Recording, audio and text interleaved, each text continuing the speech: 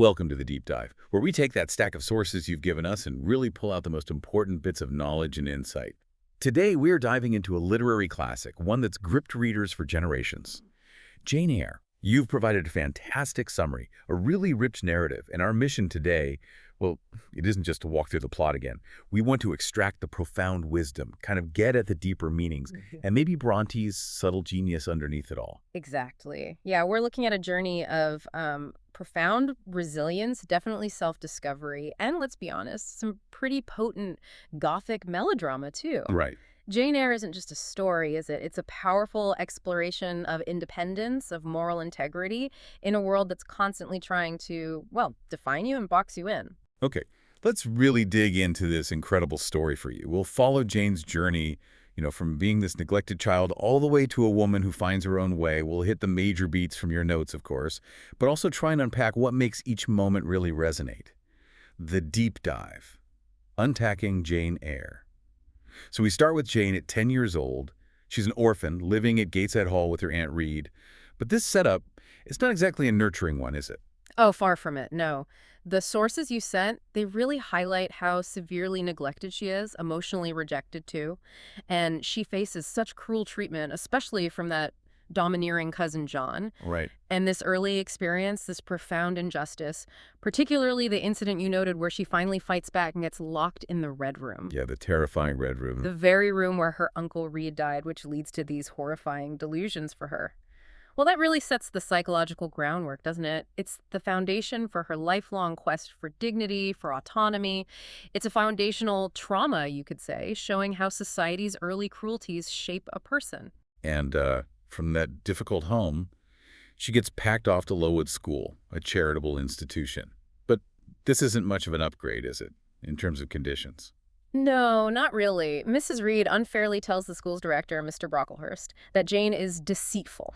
Just outright lies about her, Wow. which leads to this awful public humiliation for Jane. And the tyranny of the school's regime, as your notes put it, it's intense, brutal discipline, really appalling living conditions. It's not just a tough school. It feels like Bronte's critique of those Victorian charity institutions, you know? Yeah, definitely. Highlighting how they often broke the spirit of kids who didn't just conform. Exactly. Yet it's also where Jane finds these really crucial connections. There's the quiet friendship with Helen Burns. Whose death is just tragic. Absolutely tragic, from consumption, a direct result of those appalling conditions. And then there's the mentorship from Miss Temple, which is vital. These relationships are, well, they're absolutely crucial for her. They teach her about endurance, about inner strength when everything outside is just oppressive. So she spends 8 long years there, first as a pupil, then as a teacher. And then she decides, okay, time for something new. Where does she head next? She looks for a new life, applies for a post as a governess, and she finds one at Thornfield Hall. But what's interesting, even before she leaves Lowood, is that little detail you flagged from Bessie, the servant from Gateshead. Oh, right, the uncle. Yes, Bessie mentions that her other uncle, John Reed, has been seeking her, wants to make her his heir. It's just a quick line, but it's a detail that becomes incredibly significant later. It subtly hints, doesn't it, at Jane's potential. It sort of disrupts the idea that she's completely alone and penniless. Right, plants a seed. So, at Thornfield, her pupil is a young French girl, Adele Varron. She's the ward of the master of the house, Edward Rochester, who's mysterious and often away. And Thornfield Hall. It doesn't take long for it to start revealing its unsettling side, does it? How does Bronte build that early mystery? Well, your notes point straight to Jane hearing that strange laughter when she's exploring the third story. It gets dismissed quickly. Oh, that's just a servant, Grace Poole. But the way it's described, this disembodied, unsettling sound, it immediately creates this pervasive sense of unease. Classic Gothic. Absolutely. Classic Gothic foreshadowing. It makes you feel like something is deeply wrong, hidden away in the house itself. Okay, so here's where things really heat up between Jane and Rochester. She helps him after his horse slips on some ice. Right, that first encounter. And they become, as your notes say, passionately close. But Rochester, he's not your typical romantic lead, is he? He's complicated. Oh, absolutely not typical. Deeply flawed, really. We learn he confesses to this sinful history, sexual indiscretions, including the affair with Celine Varenne, who seems to be Adele's mother. So that immediately throws a shadow over things. It does. It introduces this morally ambiguous element right into their budding relationship. He's manipulative, yes, passionate, certainly, but also clearly burdened by his past. And the mysteries just keep piling up. That same night she saves him, she's disturbed by this demoniac laughter again and smoke coming from his room. Finds his bed on fire. Exactly. She douses the flames, saves his life, and he calls her his cherished preserver. It definitely draws them closer, this shared danger. But it also ramps up the questions about Thornfield and about Rochester. Why is this place so dangerous? Who's doing this? Then Rochester goes away and comes back with this whole crowd of guests, including the very beautiful, very aristocratic Blanche Ingram. And he seems to be courting her. It looks like a standard love triangle, but Rochester, he's got this really devious plan going on, doesn't he? He really does. He actually disguises himself as an old fortune-telling gypsy woman. Which is just wild. Yeah, it is. And he does it to probe Jane's feelings, see if she's jealous, but also to put Blanche Ingram off by hinting he's not as wealthy as she thinks. It's such a manipulative move, but it's also kind of a test, isn't it? A test of Jane's feelings and maybe a rejection of the whole society marriage market. It shows how unconventional he is. And how much he wants something real. Possibly. And that same night, things get even weirder. There's a violent attack, a savage cry, someone's been hurt, a visitor named Richard Mason. Jane has to secretly tend his wounds, and she hears these wild animal snarls coming from the room he was in. So the question gets louder. Who or what is behind all this, and why is Rochester covering it up? Exactly. The tension is palpable. But just as things are reaching this, fever pitch at Thornfield, Jane gets news. She has to go back to Gateshead. Her Aunt Reed is dying. And this trip back, it leads to a huge revelation, a massive piece of the puzzle falling into place. Yes, it really does. Mrs. Reed, on her deathbed, racked with guilt, confesses this shocking secret. Remember that Uncle John Reed who was looking for Jane? Yeah. Well, Mrs. Reed admits that when he came looking for his niece, wanting to make her his heir, she deliberately lied. She told him Jane was dead, died at Lowood. Wow. It's incredibly cruel. It's monstrous, isn't it? And it's a monumental aha moment for the reader and eventually for Jane. It doesn't just reveal that Jane actually has an inheritance, surprising family connections. It underscores the depth of her aunt's cruelty, the injustice Jane's faced her whole life. It totally shifts her status, doesn't it? From penniless orphan to potentially a woman of independent means, even if she doesn't know the full extent yet. So Jane returns to Thornfield. Rochester admits the whole Blanche Ingram thing was a sham. Just trying to make Jane jealous, basically. And he finally proposes marriage. Jane accepts.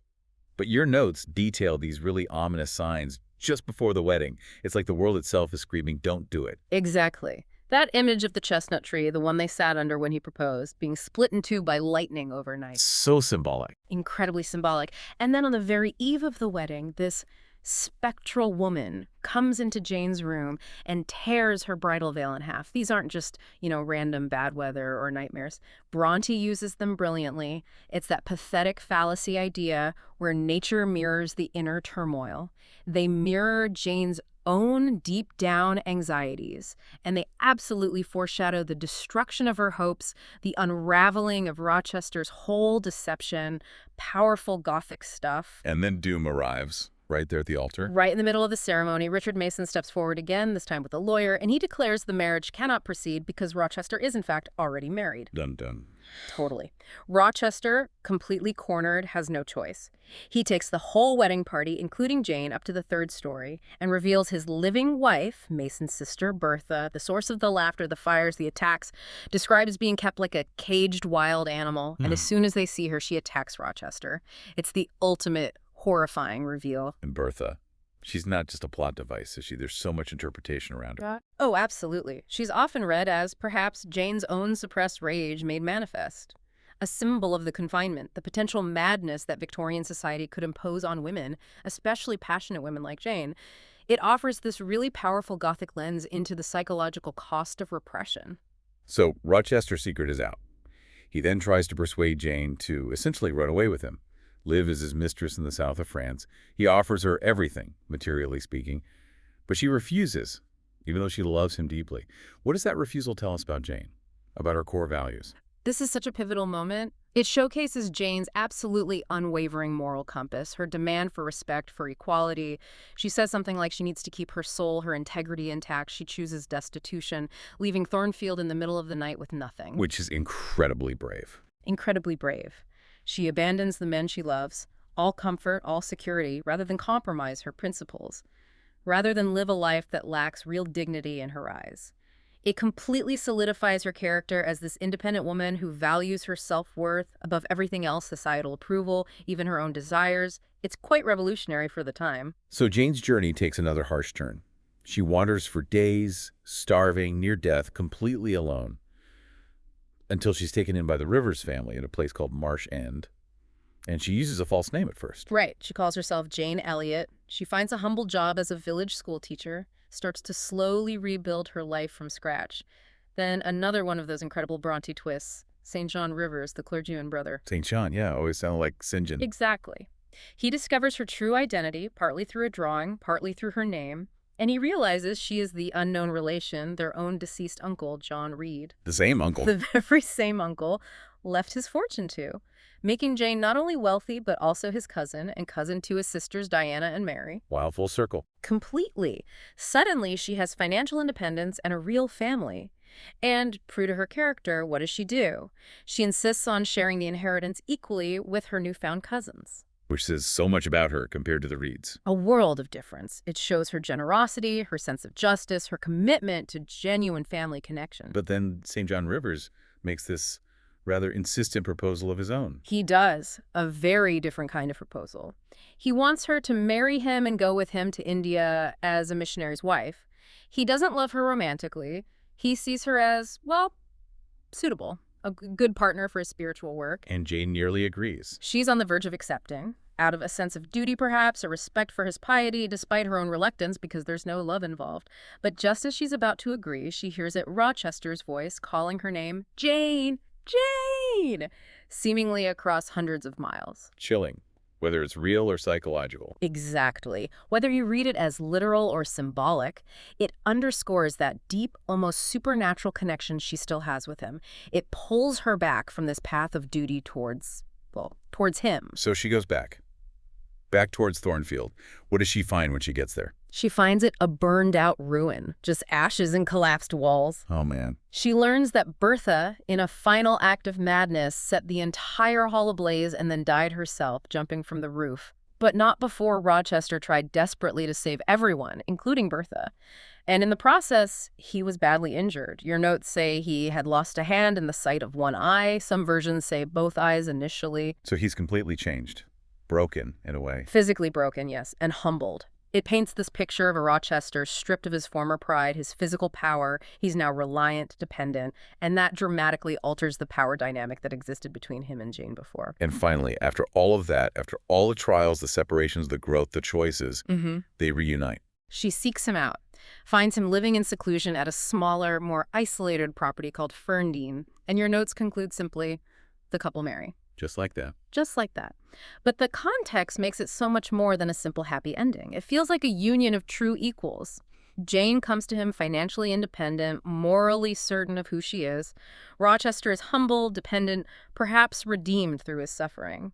It feels like a powerful statement about love finally built on mutual respect and genuine need, not just passion or societal expectation. Outro. Wow.